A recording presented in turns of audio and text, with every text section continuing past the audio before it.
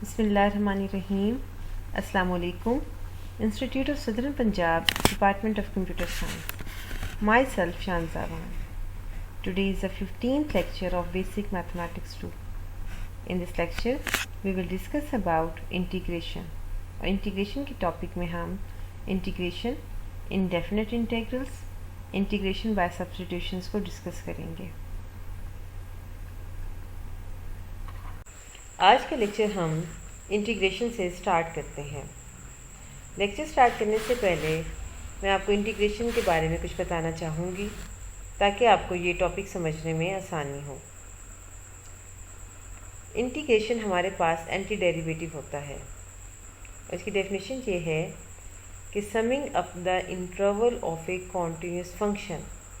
एक continuous function के interval को सम करना इंटीग्रेशन कहलाता है.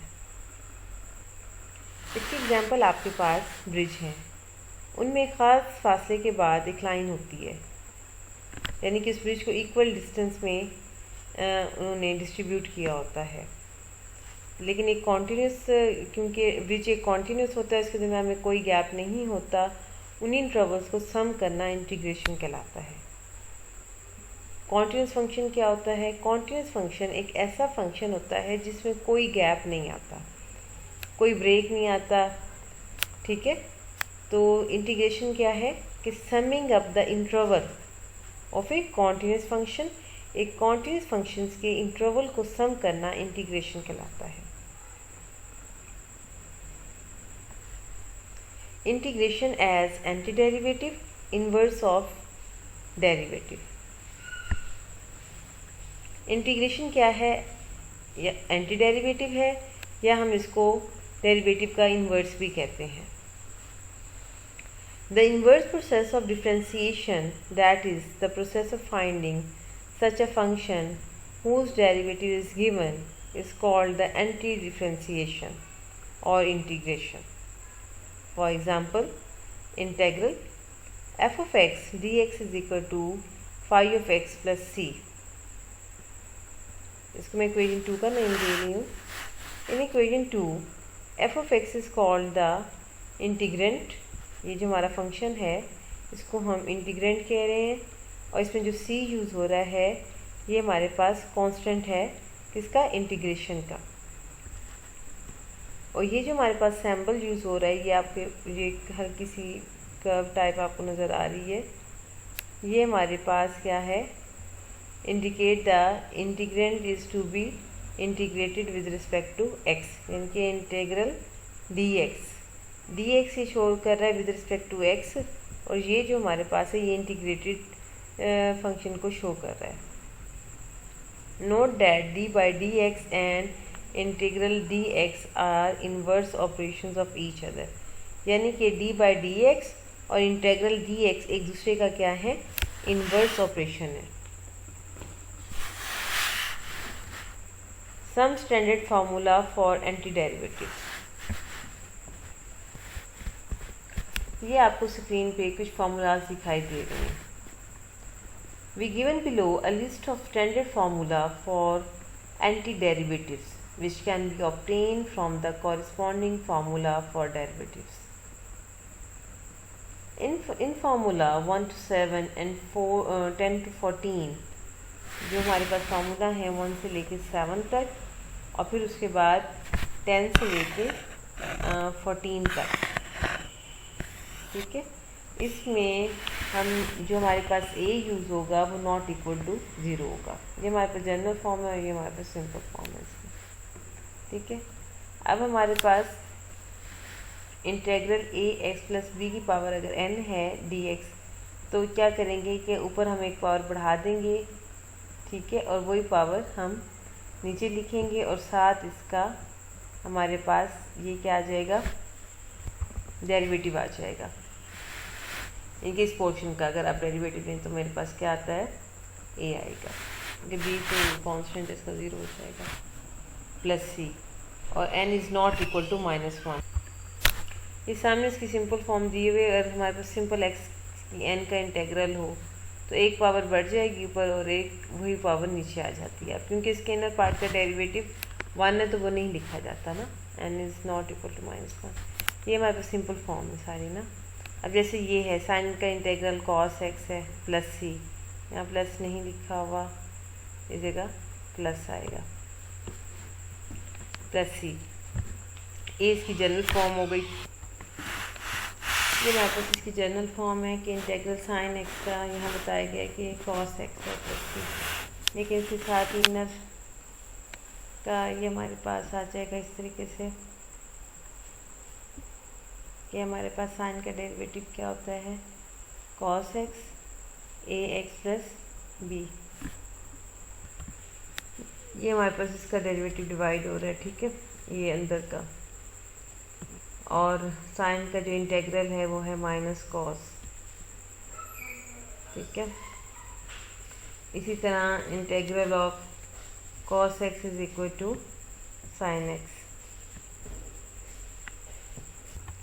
यहाँ हमारे पास माइनस कॉस आता है, ठीक है, तो ये बाय मिस्टेक इधर नहीं लिखा हुआ। तो इसी तरह जो इंटीग्रल होता है साइन एक्स का वो होता है माइनस कॉस एक्स, ठीक है, और इंटीग्रल कॉस एक्स का होता है साइन एक्स। तो उस हिसाब से यहाँ हमारे पास ये जो इसकी जनरल फॉर्म है, अगर ए प्लस बी एक्स है एक्स की बजाय, तो ये तो एज इट इज़ वही आएगा, लेकिन फिर इनर पार्ट का डेरिवेटिव इसके साथ डिवाइड बाय इनर पार्ट का डेरिवेटिव। अब इनर पार्ट का डेरिवेटिव क्या ए है, तो ये हमारे पास ए आ गया। इस तरह सेकंड स्क्वायर एक्स का derivative tan x plus C है।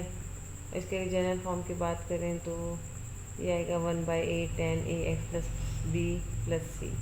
इसी तरह इंटीग्रल को सेकंड स्क्वायर एक्स का है cot x plus C minus cot x plus C, यहाँ भी माइनस आता है, ठीक है। और इसकी जनरल फॉर्म है cosecant square A plus B X into D X is equal to -1/a cot a x plus B plus C. इस तरह integral second X tan x का है हमारे पास सेकेंड एक्स प्लस सी, और इसकी जो जनरल फॉर्म आएगी उसमें उसका है 1/a second a x plus B plus सी।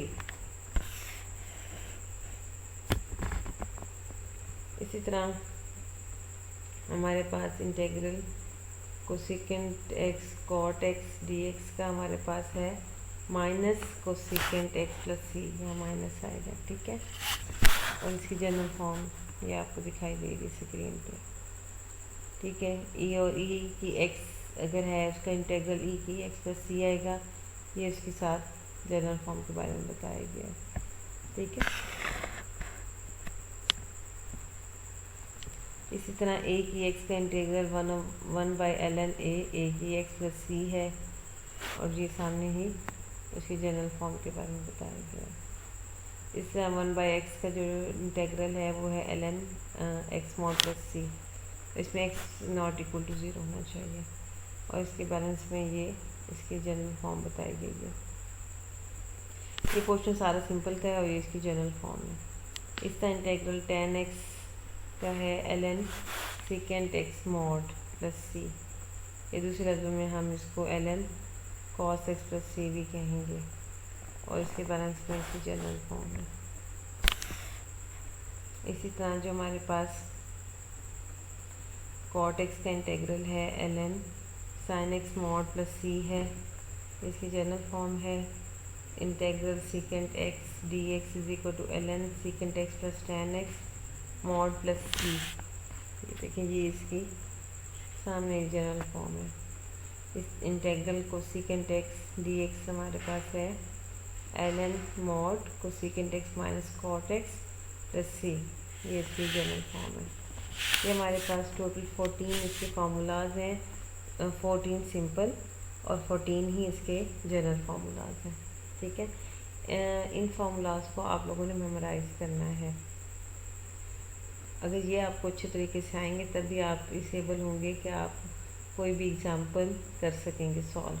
मैं ज़रा इनको क्लोज करके ज़रा एक जगह रोक के आपको दिखा देती ताकि आप अगर इनको देखना चाहें तो आसानी से देख सकें, ठीक है। अब मैं नेक्स्ट दिखा रही हूँ आपको।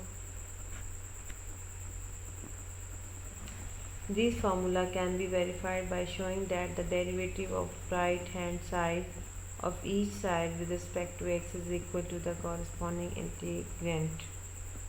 नेक्स्ट हम एग्जाम्पल देखते हैं इसकी।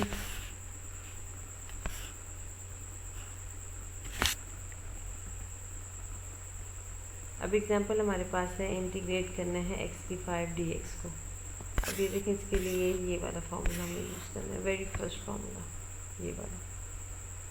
क्या होगा कि एक पावर ऊपर बढ़ जाएगी, वही पावर नीचे आ जाएगी, प्लस सी।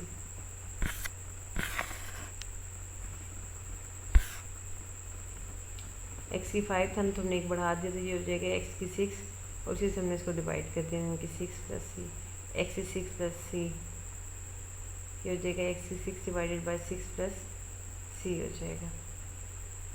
ठीक है, और ये आपको यहाँ ये करके दिखाया गया है कि जो हमारे पास इंटीग्रेशन होता है वो इन्वर्स डेरिवेटिव होता है।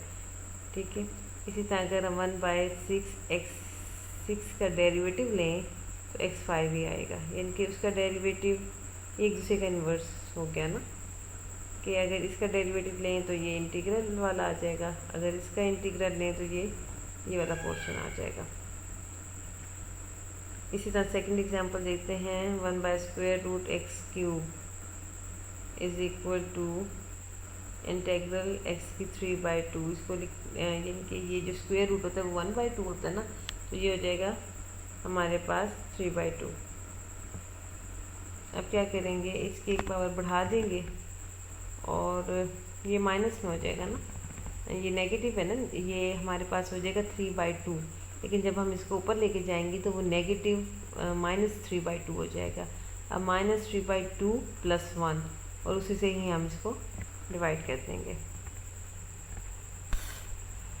अब देखें, जब इसको डिवाइड किया तो मेरे पास आ गया x की -1/2 डिवाइडेड बाय -1/2 प्लस सी। मज़ीद सिंप्लीफाई करेंगे तो मेरे पास आ जाएगा -2 divided by √x plus C. ये जो आपको सामने ही उसका डेरिवेटिव लेके दिखाया गया है, इसका जब इसका डेरिवेटिव लेंगे तो जिसका हमने इंटेग्रल लिया था ना, वही चीज़ आ जाएगी दोबारा आपके पास। इसी तरह थर्ड एग्जांपल में क्या किया हुआ है आपके पास, इसका जनरल फार्मूला फर्स्ट वाला जो था ना, उसका जनरल फार्मूला इस पर अप्लाई किया हुआ है। अब इसका इंटेग्रल लेना है 1/2x + 3⁴ dx का, तो ये हो जाएगा 2x + 3⁻⁻4 हो जाएगा, क्योंकि ऊपर चला जाएगा ना, एक ऊपर बढ़ जाएगा, वही ऊपर, उसी से हम डिवाइड करेंगे और इनर पार्ट का डेरिवेटिव लेंगे जो कि 2 आएगा। सिंप्लीफिकेशन के बाद आपके पास ये चीज़ आ जाएगी। इसी तरह 4 cos 2x का derivative sin 2x divided by 2 + c, और ये चीज़ आ जाएगी। sin 3x का क्या होगा, -cos 3x divided by 3 which is equal to -1/3 cos 3x, -1/3 cos 3x plus c। इसी तरह कोसेकेंट स्क्वायर x का integral cot x plus c आ जाएगा आपके पास, -cot x plus c, यहाँ भी माइनस मिसिंग है। इसी तरह हमारे पास integral secant 5x tan x 5x dx का जो हमारे पास आएगा इंटीग्रल, वो आएगा second 5x plus divided by 5 + c, और integral ax + b dx is equal to हमारे पास होगा integral ax + b divided by उसी के डेरिवेटिव से हम इसको डिवाइड कर देंगे, जो भी उसका डेरिवेटिव ऊपर का आता है। ax + b का डेरिवेटिव आपके पास a आएगा प्लस c।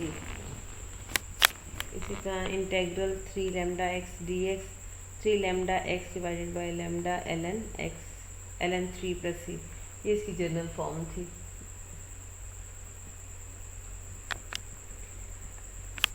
देन है इंटीग्रल 1/ax + b dx, ये माइनस में चला जाएगा, जब इसको सिंप्लीफाई करेंगे तो आपके पास ये चीज़ आ जाएगी 1/ln ax + b + c।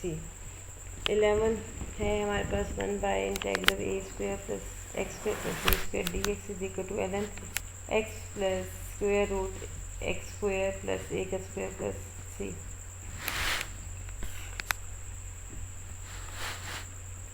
ठीक है, आप इसको मज़ीद ये जो आगे बताया गया है यही बताया गया है कि अगर इसका आप डेरिवेटिव लें तो आपके पास ये चीज़ आ जाएगी। ये सामने सारा इसलिए बताया गया है ताकि आपको ये क्लियर हो जाए कि जो इंटीग्रेशन होता है वो integration by method of substitution. Sometimes it is possible to convert an integral into a standard form or and to an easy integral by substitutable change of a variable. Now we evaluate integral f of x dx by the method of substitution. Let x be a function of the variable t. That is, if x is equal to phi by t, then dx is equal to phi dash t dt. Putting x is equal to phi by t and dx is equal to phi dash into t dt, we have integral f of x is equal f of x dx is equal to integral f of phi of t phi dash of t dt. Now we explain the procedure with the help of some example. Example 1 हमारे पास है, evaluate करना है a एक d t divided by 2 into a t plus b, और इसमें हमारे पास ए टी प्लस बी जो है वो ग्रेटर दैन 0 है। अब हम लेट कर रहे हैं कि ए टी प्लस बी यानी कि ये वाला पोर्शन वो यू के इक्वल है। देन अब हम इसका डेरिवेटिव लेंगे तो ये डी यू जो ये हमारे पास डी यू हो जाएगा, और इसका डेरिवेटिव क्योंकि लेंगे तो ये हमारे पास आ जाएगा ए डी टी आ जाएगा। ठीक है, अब इंटेग्रल ले लिया हमने, इंटेग्रल लिया तो ये हमारे पास आ जाएगा ए डी टी यानी कि ये वाली चीज़, फिर 2 square root a t plus b which is equal to integral d u. क्यों हम इसको डी यू कह रहे हैं कि ये देखें ए डी टी को हमने यहाँ डी यू किया हुआ है, तो ये इसकी जगह हम क्या लिख देंगे, डी यू लिख देंगे, 2 लिखेंगे और इनर वाले पोर्शन को हमने यू लेट किया हुआ है तो उसकी जगह यू आ जाएगा। तो जब हम इसको सॉल्व करेंगे तो ये आ जाएगा 1/2 इंटेग्रल जो कि -1/2 यानी कि ये ऊपर चला जाएगा तो इसकी पावर -1/2। अब हमारी सॉल्व करना इसको बहुत आसान हो गया। कैसे, 1/2 वैसे आ जाएगा, इसकी एक ऊपर पावर बढ़ा देंगे, उसी से हम इसको डिवाइड करेंगे तो हमारे पास ये चीज़ आ जाएगी। ठीक है, तो हमारे मज़ीद सिंप्लीफाई करेंगे तो मेरे पास यू की पावर 1/2 प्लस सी आ जाएगा। अब इसमें यू की वैल्यू आप पुट कर दें जो कि ए टी प्लस बी थी प्लस सी। ये बहुत ही ईजी मेथड है कि हम इसमें लेट कर लेते हैं और फिर हम अपना यू के इक्वल लेट कर लेते हैं और फिर उसके अकॉर्डिंग अपना सारा काम कर लेते हैं और लास्ट में जाके हम उसको इसमें पुट कर। Useful substitutions, we list below suitable substitution for certain expression to be integrated। ये हमारे पास expressions हैं involving और ये suitable substitutions हैं। अगर हमारे पास इस तरह के expressions होंगे तो उनको हम इस तरीके से adjust करेंगे। इसलिए एक एग्जांपल देख लेते हैं। ये हमारे पास है, इंटीग्रेट करना है हमने dx by 2x plus x square. ठीक है, इसको इंटीग्रेट करने के लिए हम क्या करेंगे, हम इसको यूँ भी लिख सकते हैं x प्लस 1 का स्क्वायर माइनस 1 यानी कि ये हो जाएगा x का स्क्वायर प्लस 1 प्लस 2x और -1, यानी कि इसको दूसरे लफ्ज़ों में मैंने इस तरीके से लिख दिया। इस तरह भी लिखा जा सकता है, आप इसको बेशक ओपन करके सिंप्लीफाई करके लिख सकते हैं तो ये जाएगा। अब मैं यहाँ कह रही हूँ कि मेरे पास x प्लस 1 है, इसको सेकंड थीटा लेट कर रही हूँ। ठीक है, और अगर मैं इसका dx लूँ, डेरिवेटिव लूँ तो ये आ जाएगा dx और ये आ जाएगा second theta into tan theta. अब मैं करूँगी क्या कि जहाँ मेरे पास x प्लस 1 है वहाँ सेकंड थीटा पुट कर दूँगी, जहाँ dx है वहाँ second theta plus tan theta put कर दूँगी। ये मैंने इसमें पुट कर दिया। ठीक है, पुट करने के बाद मैंने इसको इंटीग्रेट किया और इंटीग्रेट करने के बाद मेरे पास आ गया integral second theta D theta. अभी मैंने इसको इंटीग्रेट नहीं किया, अभी मैंने जस्ट इसको सिंप्लीफाई किया, ये tan से कैंसिल हो गया, मेरे पास ओनली आ गई सेकंड थीटा। अब मैं इसको इंटीग्रेट करूँगी। अब जब मैं इसको इंटीग्रेट करूँगी तो मेरे पास आएगा ln second theta plus tan theta plus C. ठीक है, ये तो मेरे पास आ गया। अब मैं क्या करूँगी कि सेकंड थीटा को मैंने क्या लेट किया था x प्लस 1, वो पुट कर दिया मैंने। ठीक है, और उसके अलावा मेरे पास क्या था, और इसकी जगह हम लिख देंगे टेन थीटा की जगह ये, वो इस वजह से क्योंकि ये मेरे पास क्या है सेकेंड स्क्वायर -1 जो कि किसके इक्वल होता है टेन थीटा के इक्वल, और ये इसके इक्वल है, तो इसकी जगह ये चीज़ आ जाएगी प्लस। ठीक है, नेक्स्ट है हमारे पास integration by parts. We know for any two functions f and g d by dx f of x dx is equal to f dash of x g of x plus f of x g of x g dash of x, यानी कि first का derivative. अब हमारे पास दो function है ना, उसका हमें डेरिवेटिव लेना है। अब पहले का डेरिवेटिव दूसरा वैसे ही, प्लस पहला वैसे ही दूसरे का डेरिवेटिव यहाँ ये बताया गया। ठीक है, अब इसी को इंटीग्रेट कर दें बोथ साइड्स पे। ये दूसरे लफ्ज़ों में ये इस तरीके से लिखा जाएगा। ठीक है, अब इसमें हमने ये किया है सिंपल कि ये वाला पोर्शन इसी साइड पे रहने दिया है और इसको मैं उस साइड पे ले गई हूँ। D by d x f of x g x, और यहाँ आ जाएगा माइनस, क्योंकि यहाँ नहीं माइनस आएगा, इधर माइनस आएगा। F dash of x g x, दोनों साइडों पे जब हम इसको इंटीग्रेट करेंगे तो ये इस तरीके से आ जाएगा। और ये होगा कि डेरिवेटिव इंटेग्रल, पहले तो इसका होल इंटेग्रल ले लेंगे, फिर ये है कि इस पर अलग इंटेग्रल आएगा, इस पर इंटेग्रल अलग आएगा। तो ये आएगा d by d x f of x D x minus integral f dash of x g x, ये वाला माइनस इधर आ जाएगा इस जगह। ठीक है, इससे रिलेटेड एक एग्जांपल मैं सॉल्व करके दिखाती हूँ ताकि आपको क्लियर हो जाए। अब हमारे पास फंक्शन वो इंटेग्रल लेना है एक्स कॉस एक्स का। अब फंक्शन हमारे पास एक एक्स है, ठीक है, ये वाला, और जी डैश ऑफ एक्स क्या है, इधर कॉस एक्स है। अगर मैं इसका डेरिवेटिव लूँ तो ये 1 आएगा, और अगर मैं इसका डेरिवेटिव लूँ तो ये मेरे पास साइन एक्स आएगा। ठीक है, तो अब मैं इसको इसमें पुट कर देती हूँ। अब क्या करना है कि हमारे पास इंटेग्रल है एक्स कॉस एक्स का। ठीक है, अब इसमें ये होगा कि पहला फंक्शन वैसे ही लिखा जाएगा जो भी होगा। ठीक है, दूसरे का लिया जाएगा डेरिवेटिव, जो कि मेरे पास क्या है साइन एक्स माइनस इंटेग्रल। अब दूसरा फंक्शन जिसका डेरिवेटिव लिखा है वो इधर आएगा इस जगह, ये देखें जैसे कि ये आया हुआ। ठीक है, और पहले फंक्शन का डेरिवेटिव लिया जाएगा। मैं दोबारा बता दूं कि ये हमारे पास दो फंक्शन है ना, पहला फंक्शन ऐसे ही, दूसरे का डेरिवेटिव माइनस इंटेग्रल, वो डेरिवेटिव वाला वैसे लिखा जाएगा जो सेकंड फंक्शन है, और फिर फर्स्ट फंक्शन का डेरिवेटिव लिखा जाएगा। ये हमारे पास एक रूल है। अब ये वैसे आ जाएगा। अब इसको जब इंटीग्रेट करेंगे तो ये आ जाएगा माइनस कॉस एक्स, ठीक है, प्लस सी, और ये सिंप्लीफाइंग करेंगे तो हमारे पास आ जाएगा एक्स साइन एक्स, ये माइनस माइनस प्लस हो जाएगा, प्लस कॉस एक्स प्लस सी हो जाएगा। अब सेकंड एग्जांपल है वो ये है इंटेग्रल एस एक्स ई की एक्स डी एक्स। अब इसमें क्या, अगर ये आप बाय ये ना भी करें तो डायरेक्ट इस तरीके से भी कर सकते हैं। चलिए इसका मैं आपको डायरेक्ट बता देती हूँ, एक्स ई की एक्स डी एक्स।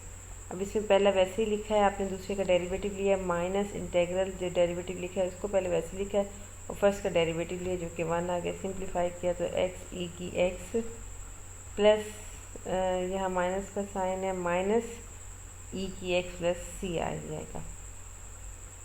ठीक है,